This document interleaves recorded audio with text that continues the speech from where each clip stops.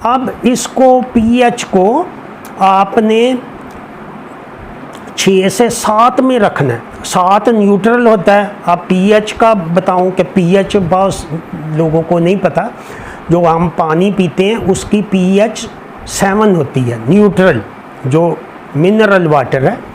और जब उसमें एक इनकी इकाइयाँ हैं, एक तेज़ाब, जैसे बैटरी में तेज़ाब है तो वो उसकी समझें वो नीचे 1 2 होगी, वो उधर से शुरू होता है, एक से एक तेज़ाब है। उसके ऊपर जब आएंगे आप तो 2 3 4 जो हमारी तेज़ाबियत 4 है, 7 पे आके वो तेज़ाब है ना, वो असास है, तो तेज़ाब का उल्ट नमकियात। तो 7 से नीचे होनी चाहिए अल्कलाइन, 6.4 जो आइडियल है, 6.4 पीएच पे वो सारा सिस्टम चलेगा। अंडरस्टैंड? ये जो बात है, ये जब न्यूट्रिशन में आप कोई बकरी देखें, आप कोई भी जानवर देखें, तो उसमें यही सिस्टम है, माइक्रोबियल सिस्टम। और उसको जो हम खुराक देते हैं, जो चारे को वो ग्लूकोज, वो चारा भी एक जैसा होना चाहिए। चारा अगर आप कभी तूड़ी डाल देंगे, कभी सख्त चारा दे देंगे जैसे हम रूटीन में करते हैं, पहले नरम चारा होता है, फिर वो थोड़ी, सबसे अच्छा चारा जो माइक्रोब डाइजेस्ट कर सकते हैं, जहाँ उसमें फाइबर अच्छा होता है, वो उसका जब सिट्टा लगता है या उसमें नमी का तनासब जो 70% होता है, 30% ड्राई मैटर, वो इसको फॉडर चाहिए। या नरम चारा जात जो खुश्क करके हे कहते हैं, उसमें चारे की किस्म और है, जो लूसन है या रोड ग्रास है, उसमें चारे का तना सख्त होने से पहले उसको खुश्क किया जाता है। तो ये 2 चीज़ें होगी।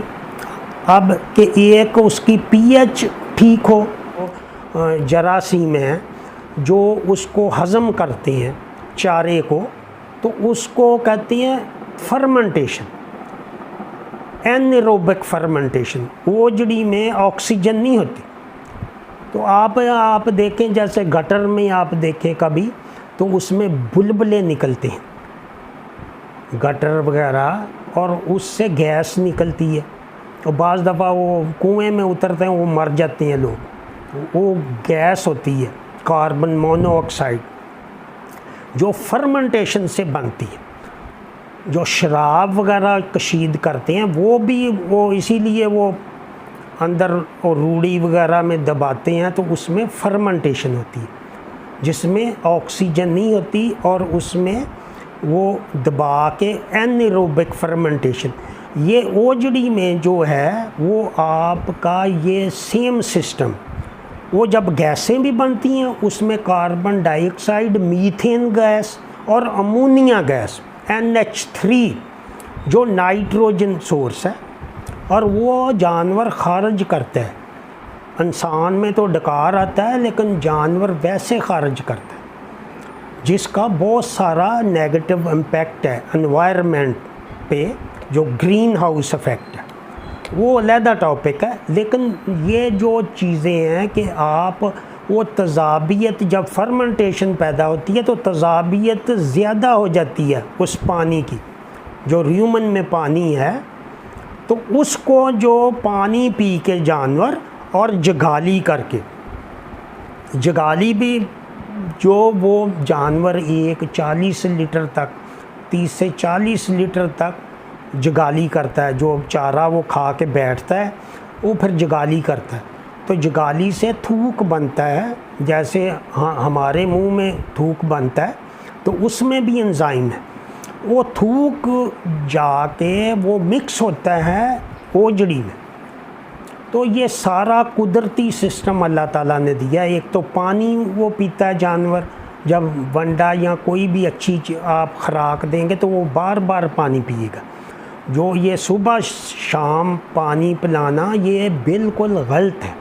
अब आपको समझ आई होगी कि ये जो प्रोटीन है 70% जो कुदरती प्रोटीन लेता है जानवर, उसके लिए पानी की कितनी अहमियत है। पानी बुनियादी खुराक है। तो ये 7 जो 6.4 उसकी जब तज़ाबियत होगी तो ये सिस्टम चलेगा, वरना वो रुक जाएगा। तज़ाबियत पैदा होगी, पानी की कमी है, आपने ड्राई मैटर कम डाला है, जो आपने जो उसको चारा दिया है वो सख्त है, तो उससे ये डाइजेस्ट नहीं कर सकते। जरासीम उसको फाइबर जो है उस पे जरासीम अमल करके उसको फर्मेंटेशन से ग्लूकोज बनाते हैं, हज़म करते हैं। हज़म करने का मतलब ये है कि ग्लूकोज बनाते हैं जिससे वो खुद परवरिश पाते हैं। और परवरिश पाने के बाद जो बड़े बैक्टीरिया बचते हैं जो एक दूसरे को खा के जो सबसे बड़ा होता है, वो वक़्त के साथ साथ ओजड़ी में जाके जज़ब होते हैं, जो कि ये निज़ाम पूरी ज़िंदगी चलता है जब तक जानवर ज़िंदा है। और वो ये सारा जो लैक्टिक एसिड और ब्यूटारिक एसिड और जो प्रोपोनिक एसिड, ये 3 किस्म के तेज़ाब बनते हैं उसके जब फर्मेंटेशन होती है। जब चारा हज़म होता है तो उसमें तेज़ाबी मादे बनते हैं जो कि एनर्जी सोर्स है।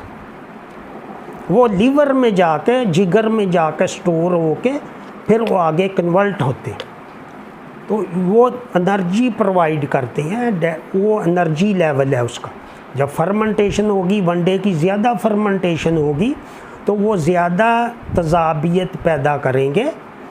तो इसलिए वो ह्यूमन बफर या सोडा बाइकार्ब से बहुत बेहतर है। जो ज़्यादा वंडा जैसे हम बना रहे हैं उसमें ह्यूमन बफर भी है, जो हमारी फार्मूलेशन है। जब ज़्यादा वंडा देंगे जानवर को 20-30 लीटर वाले को, तो उसमें तज़ाबियत कम करने के लिए सोडा बाइकार्ब था पहले, अब वो ह्यूमन बफर। तो ये चीज़ें आपको बतानी थी कि इकोसिस्टम, और इकोसिस्टम में पीएच और चारा जो पीएच उसकी 6 होनी चाहिए, तेज़ाबी नहीं होनी चाहिए। अगर 6 से ऊपर चली गई, 5 हो गई, तो आधे बैक्टीरिया वो जरासीम मर जाएंगे। कि उनके लिए कुदरत ने ऐसा सिस्टम किया है कि उनका जो पीएच लेवल है वो तेज़ाबी ना हो। लेकिन जब वो तीसरे हिस्से से गुज़र के जाते हैं, चौथे हिस्से में, वहाँ 4 पीएच, वहाँ ये जो बड़े जरासीम हैं वो जो जाते हैं उसको अमाइनो एसिड देते हैं, वो जाके तो जज़ब हो जाते हैं। वो असली मैदा है, उसमें तेज़ाब है। जैसे हमारे मैदे में तेज़ाबी अमल होता है जिससे हम गोश्त हज़म करते हैं। और एंजाइम है, एंजाइम ऐसी चीज़ें होती हैं जो कि खुराक को हज़म करती हैं। वो जो जरसूमे हैं या जरासीम हैं जो मिलियंस में जाते हैं आखिरी हिस्से में, वो उसको जज़ब करके डाइजेस्ट करता है गोश्त की तरह जैसे, और वो अमाइनो एसिड में तब्दील होकर खून में जज़ब होते हैं छोटी आंत में। वो दूध और गोश्त में प्रोटीन का इस्तेमाल इस तरह होता है। तो ये 3 चीज़ें होगी इसमें कि आपने एक तो उसका पीएच कंट्रोल करना है, पीएच अहम है, जो उसकी तेज़ाबी सतह है जो ओजड़ी की, वो तेज़ाबियत से पाक हो। और दूसरा चारा जो हो वो एक तरह का हो। अगर आप बार बार चारा बदलेंगे तो वो सिस्टम जो है वो आधे बैक्टीरिया वैसे ही मर जाते हैं। इसलिए जब भी कोई खुराक बदलते हैं, चारा बदलते हैं, तो उसकी जो प्रोडक्शन कम होती है। जानवर जो माइनस नेगेटिव एनर्जी बैलेंस में आता है, जो जानवर कमज़ोर होता है वो बता तो नहीं सकता, लेकिन उसकी ताकत कम हो रही होती है। कभी वो चारा देते हैं, कभी पक्का चारा दे देते हैं, कभी तूड़ी दे देते हैं। तो जब आप हे और अच्छा सब्ज़ चारा, अच्छा सब्ज़ चारा तो वो दे ही नहीं सकता कोई भी आदमी, वो तो हर महीने लगाए काश्त, तब वो फिर पक्का जब वो तैयार हो जाए उसको फिर वो उसका ये तरीका है कि उसको आप साइलेज बना के महफूज कर लें। साइलेज जो चारा है जिसको लंबे अरसे के लिए आप बारीक कुतर के ट्रैक्टर चला के उसको एयर टाइट करके महफूज कर लेते हैं 1 साल के लिए। या इस जो ओजड़ी में एक जैसा जो ईंधन चाहिए, जैसे आप जनरेटर ले लें तो उसमें आप पेट्रोल डालेंगे तो चलेगा। अगर आप कभी मिट्टी का तेल डाल देंगे, कभी वो डीज़ल डाल देंगे तो वो इंजन रुक जाएगा। और ये जो बदहज़मी है, ये जो बदहज़मी कहते हैं कि वो सारा यही सिस्टम, उसकी पीएच बढ़ जाती है। जानवर को जब वो चारा गलत मिलता है तज़ाबियत ज़्यादा होती है। तो और जब थोड़ा बहुत चारा खाना कम कर देता है जानवर, तो ये चीज़ें जो हैं वो बेशक अलग बे हैं कि आपने तज़ाबियत को के ज़हन में हो आपके कि तज़ाबियत क्या है, फिर उसका माइक्रोबियल सिस्टम क्या है, उसको तवानाई कैसे जानवर को मिलती है और उसके लिए क्या चीज़ें ज़रूरी हैं। अब इकोसिस्टम भी आपको पता चल गया, उसका पीएच लेवल जो वो तज़ाबियत से पाक होना चाहिए। और तीसरी चीज़ जो है वो खुराक, इसलिए जो अब हाई सब्ज़ चारा तो ठीक है, भैंस वगैरह को जो लो प्रोडक्शन है उस पे वो गुजारा करती है, तूड़ी भी खाती है, उसकी प्रोडक्शन भी फिर वो 10 लीटर है। लेकिन जब आप 25 लीटर या 30 लीटर पे जाएंगे, और इंशाल्लाह पाकिस्तान में ये जल्द होगा चंद सालों में कि 25 लीटर वाला जानवर होगा, तो उसमें से वो 10 लीटर खर्च करके, अब भी आप 25 लीटर का जानवर ले लें तो 10 लीटर 600-700 रुपये उसका बाज़ार से वंडा और साइलेज लेके आप उससे मुनाफा हासिल कर सकते हैं। तो ये बेसिक चीज़ें हैं जो आज मैंने आपसे डिस्कस की हैं कि नंबर 1 पानी, नंबर 2 उसका चारा, वो हे दें, मैक्सिमम कोशिश करें कि एक जैसा चारा मिले, या साइलेज मिले या सब्ज़ चारा हो तो वो अच्छी क्वालिटी का।